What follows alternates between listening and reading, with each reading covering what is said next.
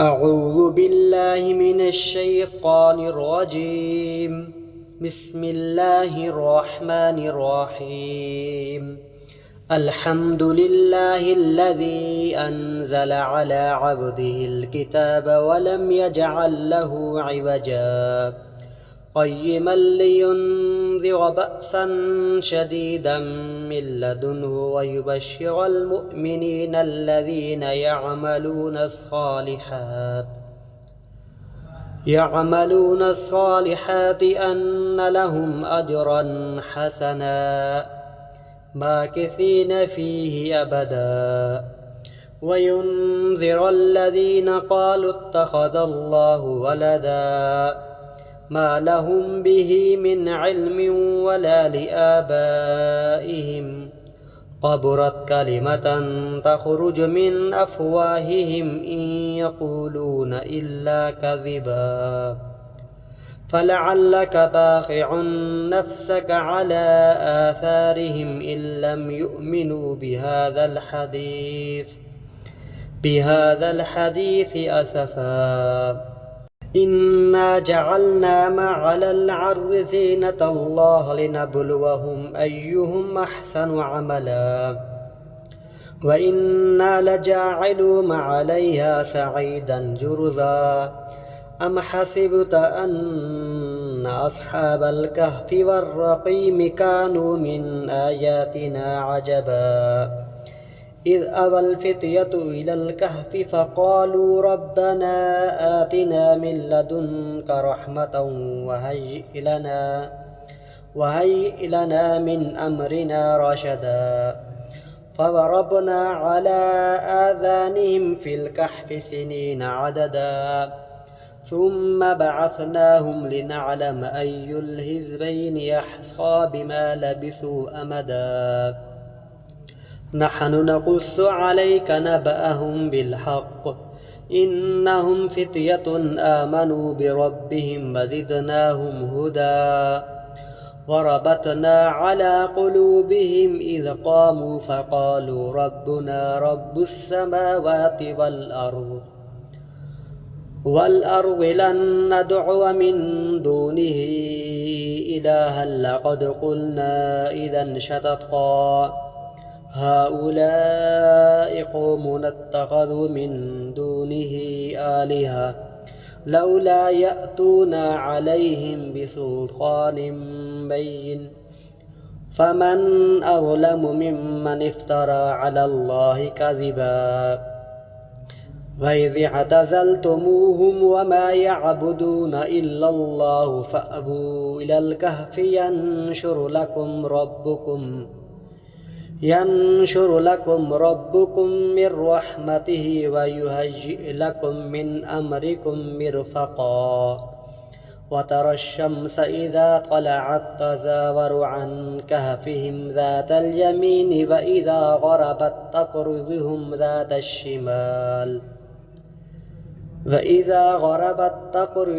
ذات الشمال وهم في فجوة منه ذلك من آيات الله من يهد الله فهو المهتدي ومن يضلل فلن تجد له وليا مرشدا وتحسبهم أيقاظا وهم رقود ونقلبهم ذات اليمين وذات الشمال وقلبهم باسط ذراعيه بالوصيد لو اطلعت عليهم لوليت منهم فرارا ولملئت منهم رعبا وكذلك بعثناهم ليتساءلوا بينهم قال قائل منهم كم لبثتم قالوا لبثنا يوما أو بعض يوم قالوا ربكم أعلم بما لبثتم فابعثوا أحدكم بورقكم هذه إلى المدينة فلينظر أيها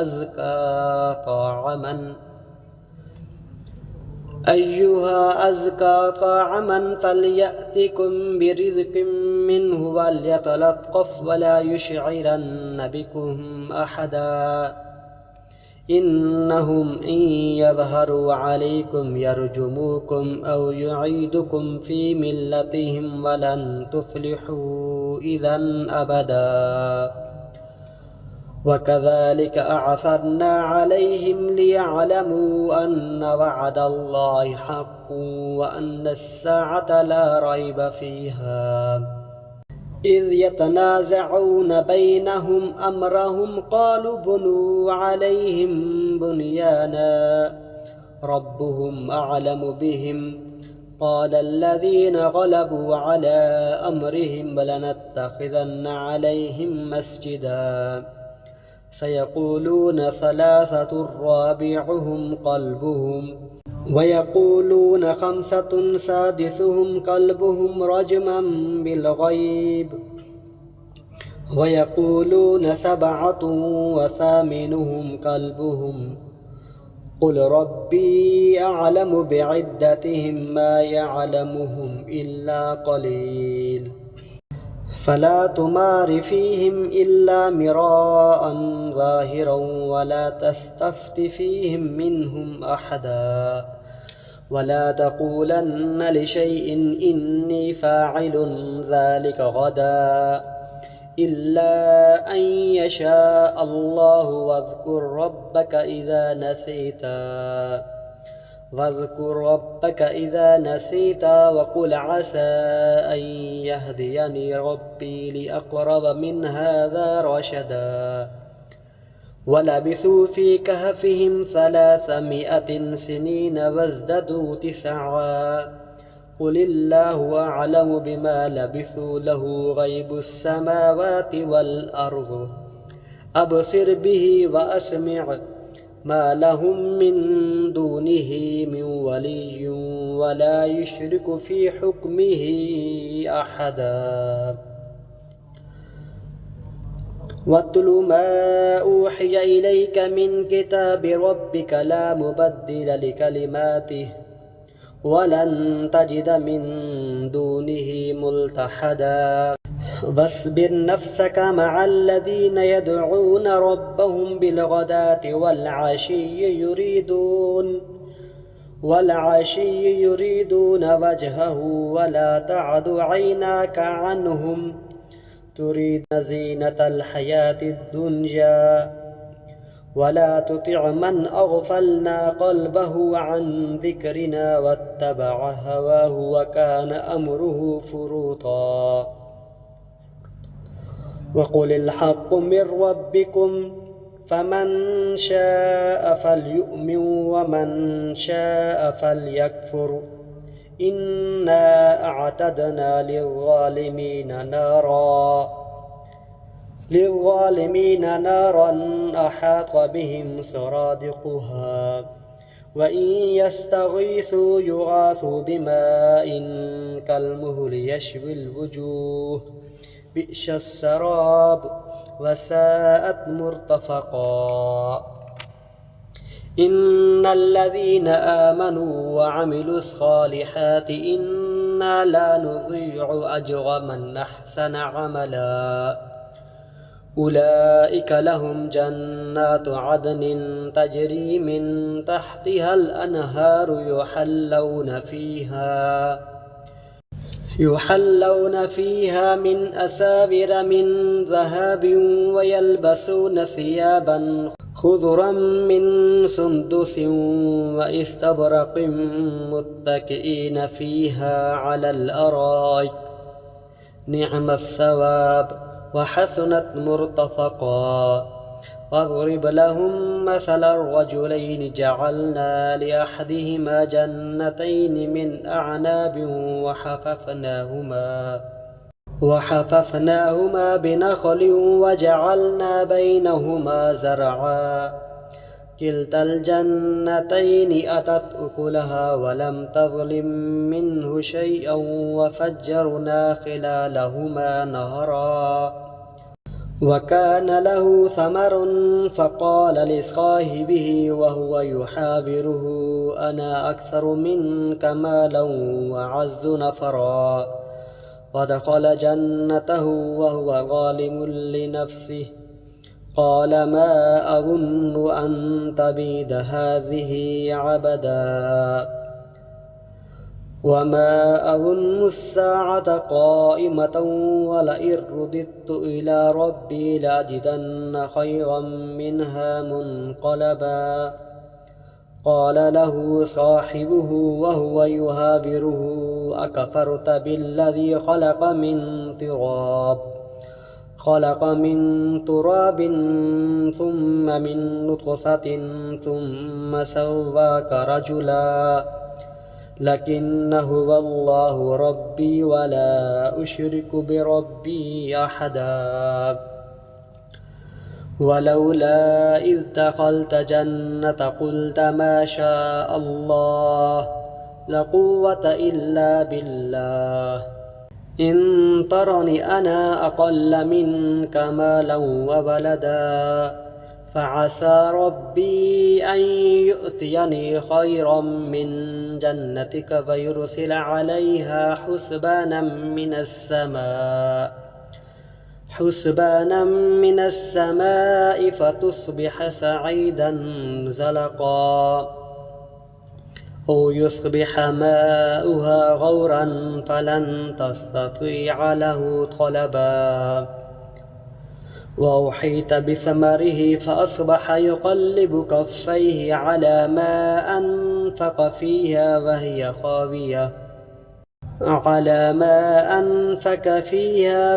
خاوية على عروشها ويقول يا ليتني لم أشرك بربي أحدا ولم تكن له فئة ينصرونه من دون الله وما كان منتصرا هنالك الولاية لله الحق هو خير ثوابا وخير عقبا واضرب لهم مثل الحياة الدنيا كماء إن أنزلنا من السماء فاختلط به نبات الأرض فأصبح هشيما تذره الرياح وكان الله على كل شيء مقتدرا المال والبنون زينة الحياة الدنيا والباقية الصالحات خير عند ربك ثوابا وخير أملا ويوم يسير الجبال وترى الأرض بارزة وحشرناهم فلم نغادر منهم أحدا وعرض على ربك صفا لقد جئتمونا كما خلقناكم أول مرة بل زعمتم أن لن نجعل لكم موعدا ووضع الكتاب فترى المجرمين مشفقين مما فيه ويقولون يا ويلتنا ما لهذا الكتاب لا يغادر صغيرة ولا كبيرة إلا أحصاها ووجدوا ما عملوا حاضرا ولا يظلم ربك أحدا وإذ قلنا للملائكة اسجدوا لآدم فسجدوا إلا إبليس كان من الجن ففسق عن أمر ربه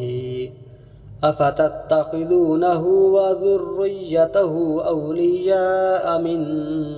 دوني وهم لكم عدو بئس للظالمين بدلا ما أشهدتموهم خلق السماوات والأرض ولا خلق أنفسهم وما كنت متخذ المضلين عضدا ويوم يقول نادوا شركائي الذين زعمتم فدعوهم فلم يستجيبوا لهم وجعلنا بينهم موبقا ورأى المجرمون النهار فظنوا أنهم مواقعها ولم يجدوا عنها مصرفا ولقد صرفنا في هذا القرآن للناس من كل مثل وكان الإنسان أكثر شيء جدلا وما منع الناس أن يؤمنوا إذ جاءهم الهدى ويستغفروا ربهم إلا أن تأتيهم سنة الأولين أو يأتيهم العذاب قبلا وما نرسل المرسلين إلا مبشرين ومنذرين ويجادل الذين كفروا بالباطل ليدحضوا به الحق واتخذوا آياتي وما أنذروا هزوا ومن أظلم ممن ذكر بآيات ربه فأعرض عنها ونسي ما قدمت يداه إنا جعلنا على قلوبهم أكنة أن يفقهوهم وفي آذانهم وقرا وإن تدعوهم إلى الهدى فلن يهتدوا إذا أبدا وربك الغفور ذو الرحمة لو يؤاخذهم بما كسبوا لعجل لهم العذاب بل لهم موئد لن يجيدوا من دونه موئلا فتلك القرى أهلكناهم لما ظلموا وجعلنا لمهلكهم موعدا وإذ قال موسى لفتاه لا أبرح حتى أبلغ مجمع البحرين أو أمضي حقبا فلما بلغ مجمع بينهما ناسيا حوتهما فاتخذ سبيله في البحر سربا فلما جاوزا قال لفتاه آتنا غداءنا لقد لقينا من سفرنا هذا نصبا قال أرأيت إذ أوينا إلى الصخرات فإني نسيت الحوت وما أنسانيه إلا الشيطان أن أذكره واتخذ سبيله في البحر عجبا قال ذلك ما كنا نبغي فارتد على آثارهما قصصا فوجد عبدا من عبادنا آتيناه رحمة من عندنا وعلمناه من لدنا علما قال له موسى هل أتبعك على أن تعلمني مما علمت رشدا قال إنك لن تستطيع معي صبرا وكيف تصبر على ما لم تحط به خبرا قال ستجدني إن شاء الله صابرا ولا أعصي لك أمرا قال فإن اتبعتني فلا تسألني عن شيء حتى أحدث لك منه ذكرا فانطلق حتى إذا ركب في السفينة خرقها قال أخرقتها لتغرق أهلها لقد جئت شيئا إمرا قال ألم أقل إنك لن تستطيع معي صبرا قال لتؤاخذني بما نسيت ولا ترهقني من أمري عسرا فانطلق حتى إذا لقي غلاما فقتله قال أقتلت نفسا زكية بغير نفس لقد جئت شيئا نكرا قال ألم أقل لك إنك لن تستطيع معي صبرا قال إن سألتك عن شيء بعدها فلا تصاحبني قد بلغت من لدني عذرا فانطلق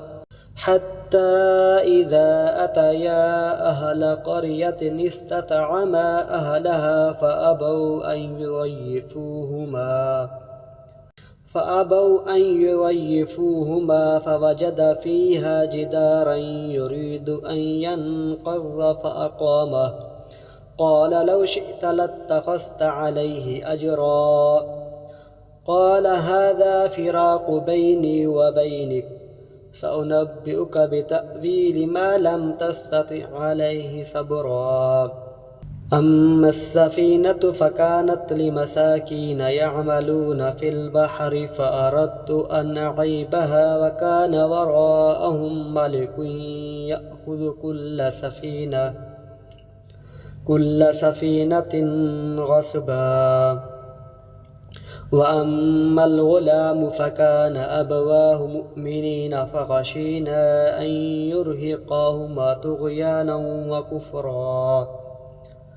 فأردنا أن يبدلهما ربهما خير منه زكاة وأقرب رحما وأما الجدار فكان لغلامين يتيمين في المدينة وكان تحته كنز لهما وكان أبوهما صالحا فأراد ربك أن يبلغ أشدهما ويستخرجا كنزهما رحمة من ربك وما فعلته عن أمري ذلك تأويل ما لم تسطع عليه صبرا ويسألونك عن ذي القرنين قل سأتلو عليكم منه ذكرا إنا مكنا له في الأرض وآتيناه من كل شيء سببا حتى إذا بلغ مغرب الشمس وجدها تغرب في عين حامئة ووجد عندها قوما قلنا يا ذا القرنين إما أن تعذب وإما أن تتخذ فيهم حسنا قال أما من ظلم فسوف نعذبه ثم يرد إلى ربه فيعذبه عذابا نكرا وأما من آمن وعمل صالحا فله جزاء الحسنى وسنقول له من أمرنا يسرا ثم أتبع سببا حتى إذا بلغ مطلع الشمس وجدها تطلع على قوم لم نجعل لهم من دونها سترا كذلك وقد أحطنا بما لديه خبرا ثم أتبع سببا حتى إذا بلغ بين السدين وجد من دونهما قوما لا يكادون يفقهون قولا قالوا يا ذا القرنين إن يأجوج ومأجوج مفسدون في الأرض فهل نجعل لك خرجا على أن تجعل بيننا وبينهم سدا قال ما مكني فيه ربي خير فأعينني بقوة أجعل بينكم وبينهم ردما آتوني زبر الحديد حتى إذا ساوى بين السدفين قال انفخ حتى إذا جعله نارا قال آتوني أفرغ عليه قطرا فما استطاعوا أن يظهروه وما استطاعوا له نقبا قال هذا رحمة من ربه فإذا جاء وعد ربي جعله دكا وكان وعد ربي حقا وتركنا بعضهم يومئذ يموج في بعض ونفخ في الصور فجمعناهم جمعا وعرضنا جهنم يومئذ للكافرين عرضا الذين كانت أعينهم في غطاء عن ذكري وكانوا لا يستطيعون سمعا أفحسب الذين كفروا أن يتخذوا عبادي من دوني أولياء إنا أعتدنا جهنم للكافرين نزلا قل هل ننبئكم بالأخسرين أعمالا الذين ضل سعيهم في الحياة الدنيا وهم يحسبون أنهم يحسنون صنعا أولئك الذين كفروا بآيات ربهم ولقائه حبطت أعمالهم فلا نقيم لهم يوم القيامة وزنا ذلك جزاؤهم جهنم بما كفروا واتخذوا آياتي ورسلي هزوا إن الذين آمنوا وعملوا الصالحات كانت لهم جنات الفردوس نزلا خالدين فيها لا يبغون عنها حبلا قل لو كان البحر مدادا لكلمات ربي لنفد البحر قبل أن تنفد كلمة ربي ولو جئنا بمثله مددا قل إنما أنا بشر مثلكم يوحى إلي أنما إلهكم إله واحد فمن كان يرجو لقاء ربه فليعمل عملا صالحا ولا يشرك بعبادة ربه أحدا